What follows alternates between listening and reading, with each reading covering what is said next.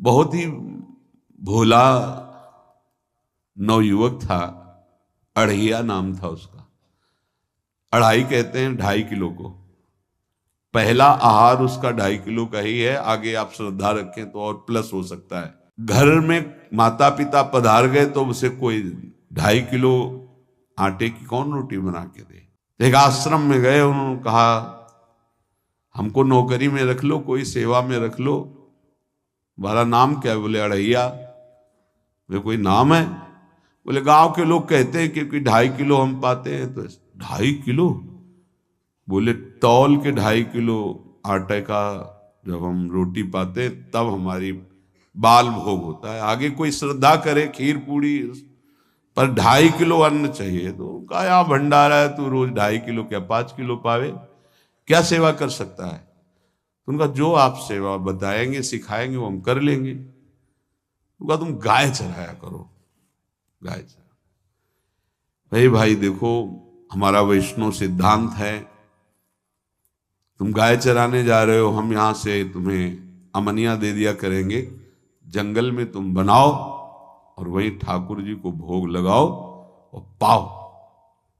बिना भोग लगाए पाने का विधान हमारे आश्रम से आपका नहीं बन सकता। बोले हमको तो कुछ आता नहीं भोग लगाना, क्या भोग लगाएं? उनका जब आप बना लीजिएगा, क्योंकि अब यहां 2.5 किलो तुम्हारे लिए अलग से बन करके जाए, तुम अपना बनाओ, जो जो चाहो भंडारी से कह दिया दे दिया करो, वहीं लकड़ी बीनो, वहीं बनाओ और गाय चराओ और ठाकुर को भोग लगा के पाओ। जितना मनावे आप पाओ। पहले दिन भोग मिला तो बाटी बना, गरीब आदमी था, घर से तिरस्कृत था, वो सब जानता था। बाटी ऐसे उपला बीन लिए, बाटी बनाए, 2-4 आलू का भरता बनाया, 2.5 किलो आटे की बाटी। उसने कहा गुरुदेव के ठाकुर आओ भोग लगाओ आके।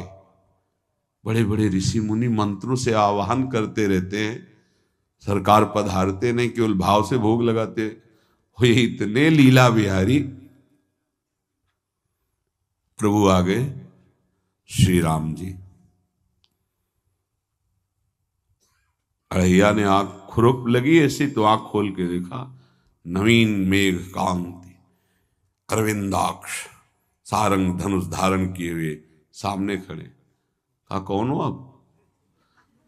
मैं राम जी कहते हैं, आपने कहा गुरुदेव के ठाकुर आ, तो गुरुदेव तुम्हारे जो है उनके हम ठाकुर जी हैं। सही में आते हो तुम? बोले आए तो गए।